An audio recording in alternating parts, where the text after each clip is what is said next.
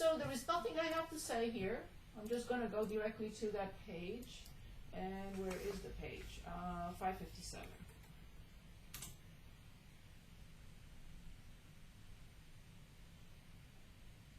Okay, so from 1 through 8, we want to choose a problem in which we are given a function, and we're asked to evaluate it. So I like to choose 7. So we have f of x, y, and z. As you see, 3 independent variables, and 1, which is f, dependent variable. So we have 2 to the x, they're giving us the function 2 to the x, plus 5z times y minus x. Please choose either this or this, and we will evaluate the function. Which one?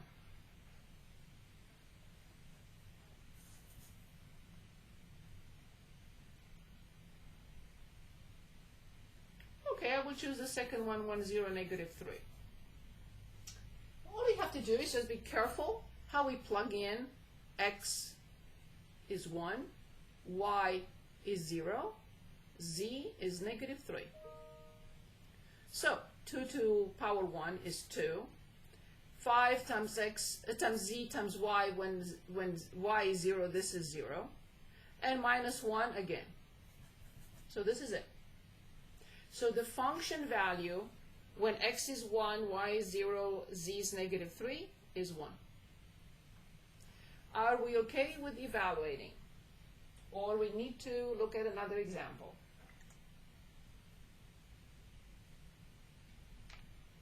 I'm okay. Okay, perfect, thank you. So now let's look at domain. Again, the same idea, nothing different but whatsoever. So let's start with 9. We have h of x comma y, so this function has only 2 independent variables. And this is x times e raised to the square root of y. Determine the domain. So we're asked in this function, in this problem, we're asked to find the domain of this. Because it has 2 variables, the domain will be expressed in this way. 2 colon braces. It's an ordered pair, x comma y, a vertical bar. You know this from the set builder notation. This stands for such as, or having the property.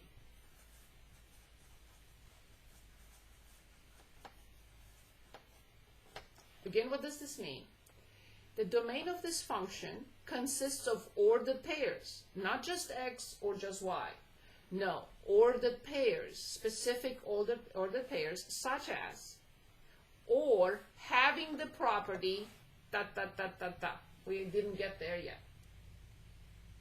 That's the way we present the domain of a function of 2 variables or more.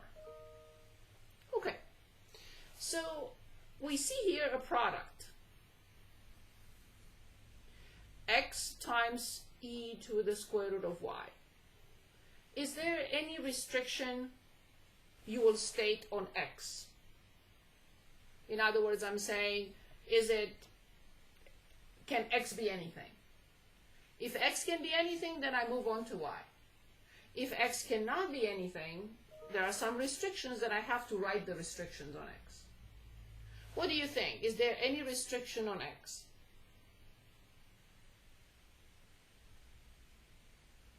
What do you think? No, there is absolutely no restriction on x. Absolutely correct. Good, let's move on to y. I have the square root of y. We talked about this from the beginning of the class, 3 months ago. Y has to be positive. Or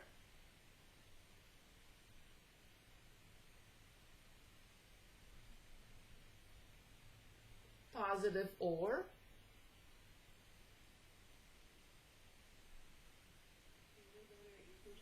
thank you very much. Positive or 0. That's it. That's the only restriction. That's the only thing I'm going to write. So let's read the domain. The domain of this function consists of any ordered pair x comma y having the property that x is free, but y has to be positive or 0. That's it. Let's choose another.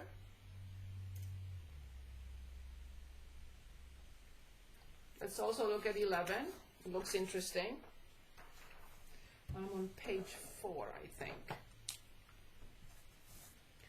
Okay, so in 11, we have f of x comma y equals the square root of y minus 3x.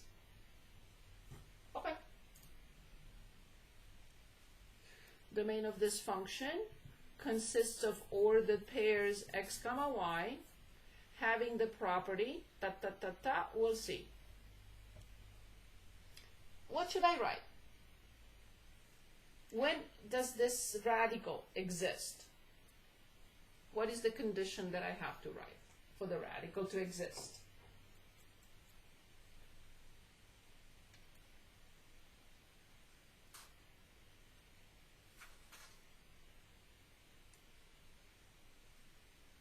Would it be y minus 3x is greater than or equal to 0? That's it.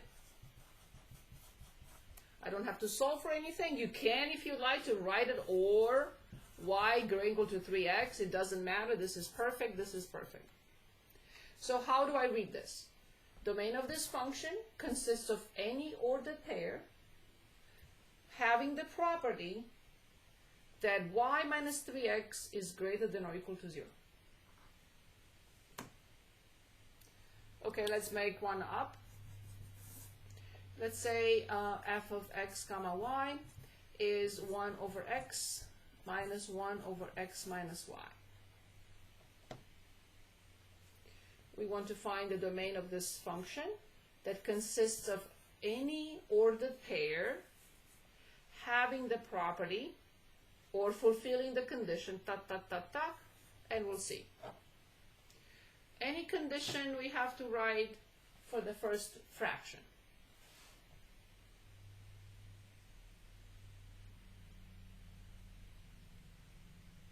Would it be x equals 0? That's it. Is there any condition we have to write for the second function? Second rational function or expression? X minus y not equals 0. That's it. So I'm going to write x not equals 0, x minus y not equal 0. This is it. There's nothing else. Good. Moving on. Let's look at now 6.2. 6.2 has a fancy name. It's called partial derivatives.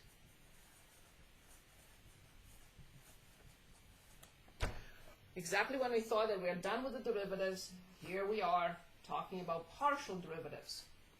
Okay. So what are partial derivatives? In a moment. So when we had a function of one variable, let's say 2x cubed, we were determining the derivative as 6x squared. Oh, as 6x squared. At the same time, we had the other notation, dy over dx equals 6x squared. So I either use this notation or I use this notation. Notice that this notation, which is the regular dy over regular dx, basically tells us that y is a function of x only. No other variable is in f of x, just one, which is x. Well, now we are talking about functions of two or more variables. Okay, the notation is different. And I also need to mention, so let's look at a function. Just let's pick one from the book, or I can make one up. I just want to pick one from the book. It doesn't matter. You pick 566. So I can explain. 557, it doesn't matter. 567. So let's choose a function, or I will.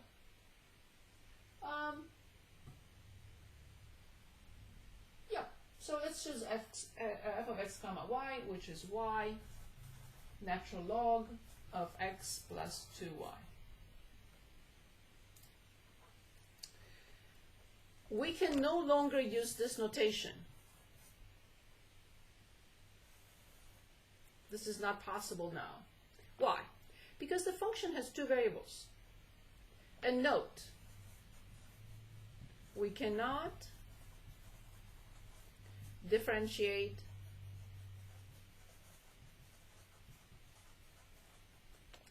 with respect to x and y at the same time.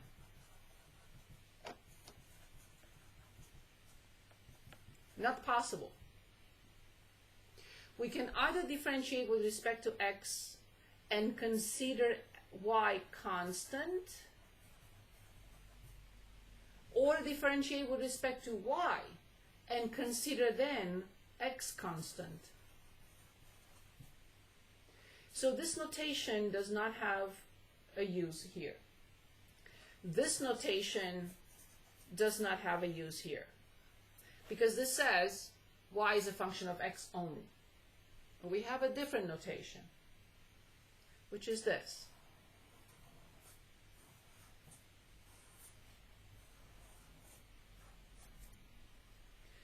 Luckily, we have a replacement for this, which is much easier. This does not mean f of x. It means fx, which means the partial derivative of f of x comma y with respect to x, comma, keeping y constant, treating it as a constant. You don't have to necessarily use this notation, but you have to understand what it means. What does it mean? I'm differentiating f with respect to x. X is not the only variable in f because of this symbol, not the regular d, but this d.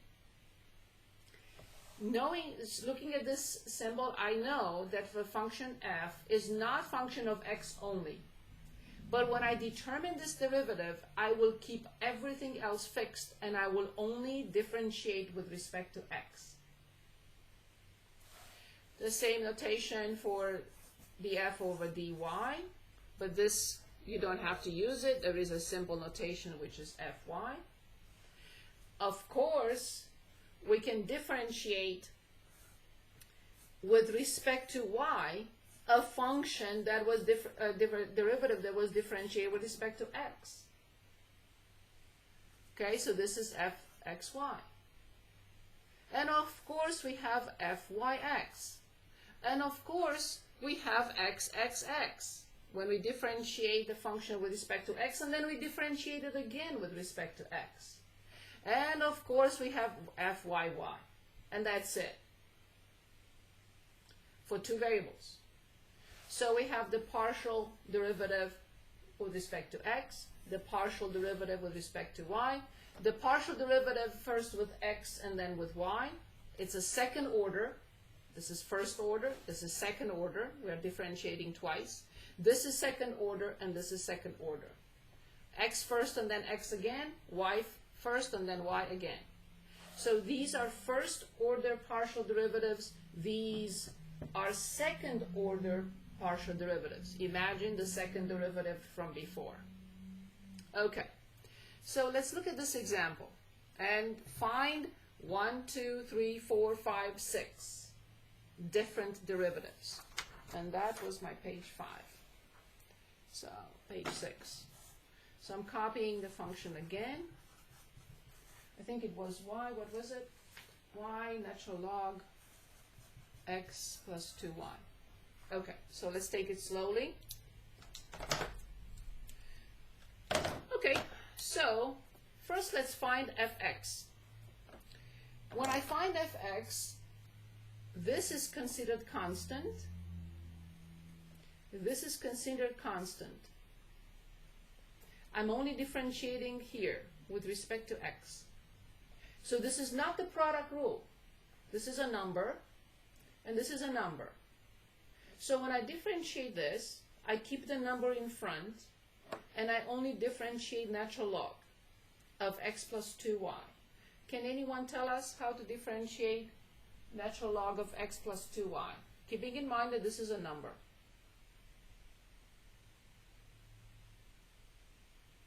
Can anyone help? It would be 1 over x. Yes, plus 2y. I cannot change the function inside of natural log. So it's 1 over whatever it is, times the inner function prime. How much is this prime? 1 plus 2. This is a constant.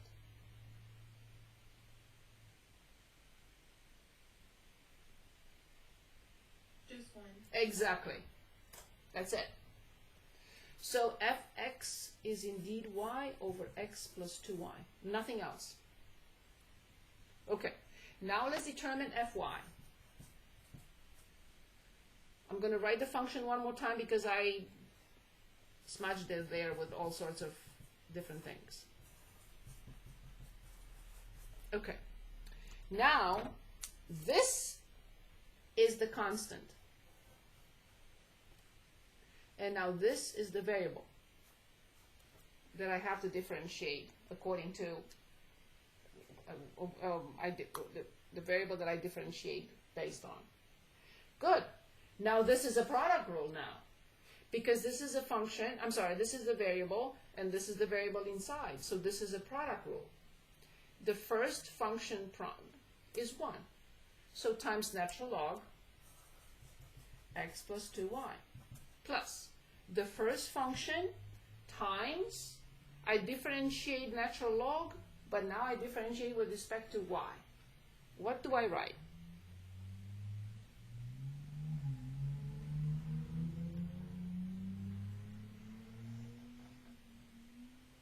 What do I write when I differentiate natural log of x plus 2y with respect to y?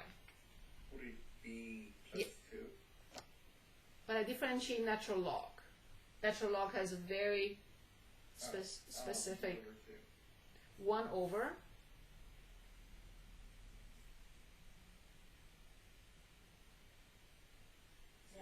2. 1 over x plus 2y. It's the same rule. Natural log of a function prime is 1 over the function times the function prime. That will never change. I thought we kept x as a constant, so we moved it on the outside, or now. So But I cannot separate the natural log. There is no rule that separates natural log of a plus b. I can never touch that. Okay. So when I differentiate natural log of a function prime, it's always 1 over the function times the function prime, no matter what. I cannot touch anything in here. So natural log of a function prime is 1 over the function times the function prime. So let's do it again. So natural log of x plus 2y is 1 over x plus 2y times the inner function prime with respect to y. Everything else is constant. X plus 2. Can you differentiate this with respect to... Let's differentiate this with respect to y. I know it's confusing. We're going to get used to it. We need to differentiate this with respect to y.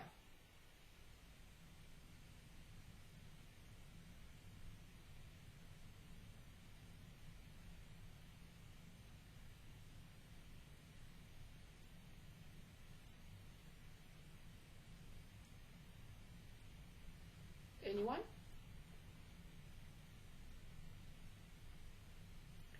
See, here you had no problem telling me 1. When we differentiate this with respect to x, you said 1. So why is this? I'm sorry? 2y? But when I differentiate 2y with respect to y, do I get 2y? So when I differentiate 2y with respect to y, do I get 2y? Is it just 2? Exactly. Just 2, yeah. That's it. Awesome. I know it's difficult. I'm going to jump over all this because I want to rewrite it. So I have natural log x plus 2y plus 2y over x plus 2y. Okay, so we'll have other examples. So this one was asking us just to determine fx and fy. That's it. We'll get used to it, but we need more practice. So I'd like to move on to something like this. Find the 4 second-order partial derivatives. That's a trap. I can't find the second-order partial derivatives before I find the first-order partial derivatives. So let's choose a problem from here, which seems like it's more difficult. It's not, but we need to practice to find that it's not.